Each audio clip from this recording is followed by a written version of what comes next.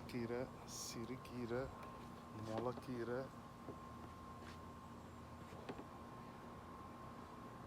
அன்றைக்கி காட்ட மறந்துட்டேன், அதனால தான் திருப்பி எடுக்கிறேன் நான். முளைக்கீரை. அப்புறம் இன்னொரு அதிசயம் என்னடான்னா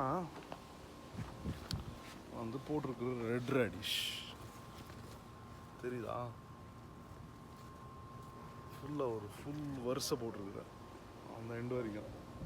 அப்புறம் இங்கே பாருங்கள் மக்களே, ஆக்சுவலாக தரையில் பொன்னாங்கண்ணி கீரை,